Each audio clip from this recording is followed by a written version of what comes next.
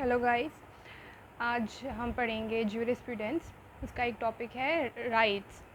तो राइट्स में हम आज पढ़ेंगे classification of rights. There are 7 types of rights. I'll explain it one by one. First we'll see the headings. First is perfect and imperfect right. Second is right in rem and right in personam. The third one is right in re propria and right in re aliena. Fourth is vested and contingent rights. Fifth is primary and secondary rights. And sixth is legal and equitable rights. And seventh is just ad rem. तो start करते हैं perfect और imperfect right से. Perfect right वो होता है जिसके साथ एक कोरिलेटिव ड्यूटी आती है, परफेक्ट ड्यूटी आती है, and that can be legally enforced. इसका मेन पॉइंट है कि ये लीगली एनफोर्स्ड हो जाता है. फिर सेकंड है इम्परफेक्ट राइट, जो कि रिकग्नाइज्ड होता है by law but it is not enforceable. ये इसका इंपॉर्टेंट पॉइंट है. और डिफरेंस इसके बीच में यही है कि ये perfect right is legally enforceable and imperfect right is not legally enforceable. So example of imperfect right is time barred debt और टाइम बार्ड क्लेम. इधर मैंने 2 स्टार इसलिए मार्क किए क्योंकि ये एग्ज़ाम में पूछा गया है कि टाइम बार्ड डेट किस राइट का एग्जाम्पल होता है. तो उसका आंसर होगा imperfect right. Okay. Second one is right in rem and right in personam. तो मैं पहले ही बता देती हूँ. राइट इन रैम का दूसरा नाम होता है रियल राइट और राइट इन पर्सोनम का दूसरा नाम होता है personal rights. So right in RAM वो होता है जिसके जो एक ड्यूटी इम्पोज करता है वर्ल्ड एट लार्ज के अगेंस्ट, मतलब पर्सन इन जनरल के अगेंस्ट. इन जनरल मतलब वर्ल्ड एट लार्ज. ठीक है. राइट इन पर्सोनम क्या होता है, जिसे हम पर्सनल राइट भी कहते हैं, जो इम्पोज करता है duty upon a determinate individual. तो मतलब इसको ऐसे समझ लो, राइट इन रैम किसी एक पर्सन के अगेंस्ट नहीं होता है, ये पूरी दुनिया के अगेंस्ट होता है हमारे पास. और राइट इन पर्सोनम होता है जो किसी एक पर्टिकुलर इंडिविजुअल के अगेंस्ट होता है, जैसे लॉ ऑफ कॉन्ट्रैक्ट में आता है, लॉ ऑफ टॉर्ट में आता है. तो राइट इन रेम तो क्रिमिनल लॉ जैसे हो गया और राइट इन पर्सोनम हो गया लॉ ऑफ कॉन्ट्रैक्ट. ठीक है. एक और पॉइंट इसमें ये होगा कि राइट इन पर्सोनम जो होते हैं वो पॉजिटिव राइट्स होते हैं. इसे याद करने की ट्रिक ये भी है कि पी से पर्सोनम, पी से पॉजिटिव राइट. अगर एग्जाम में पूछ लिया तो इसको आप ऐसे भी याद रख सकते हैं. और right in rem is are mostly negative rights. और नेगेटिव और पॉजिटिव राइट्स क्या होते हैं इसके डीप में अभी नहीं जाना है. आगे बढ़ते हैं थर्ड टाइप ऑफ राइट्स में, राइट इन री propria and right in re एलियना. तो मैं आपको बेसिक मीनिंग समझाती हूँ, ये वर्ड से कंफ्यूज नहीं होइए. प्रोप्रिया मतलब होता है प्रॉपर्टी. ठीक है.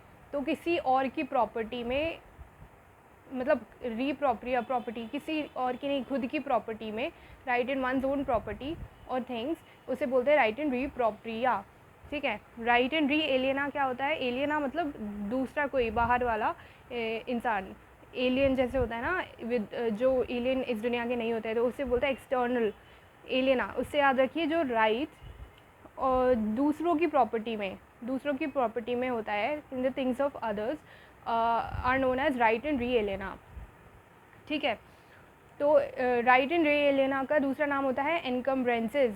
तो एनकम्ब्रेंसेस अगर एग्जाम में पूछ लिया जाए तो आप ये याद रखना, encumbrances are also known as right in re aliena. ठीक है. आगे बढ़ते हैं फोर्थ टाइप के राइट में, जिसका नाम है वेस्टेड एंड कंटिंजेंट राइट. अब ये थोड़ा सा ट्रिकी आपको लगेगा.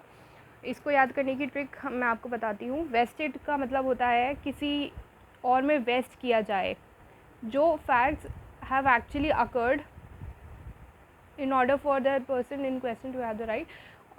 And contingent होता है कि a right is contingent when some but not all of the vestitive facts as they are termed have occurred.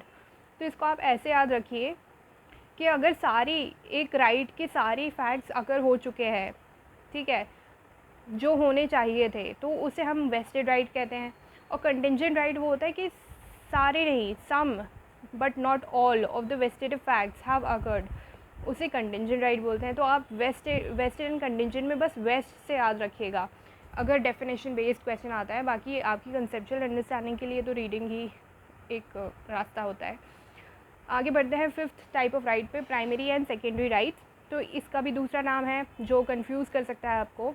Antecedent rights are primary rights, remedial rights are secondary rights. तो primary rights और antecedent rights are those which are independent of a wrong having been committed.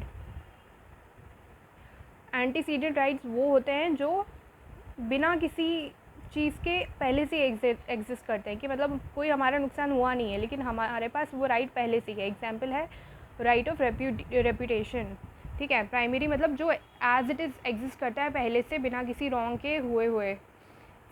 Secondary right होता है remedial right, remedy से ही समझ लीजिए। Remedial मतलब किसी remedy के लिए, redressal of an injury of a primary right. For example if a person defames A has a right to receive damages from him.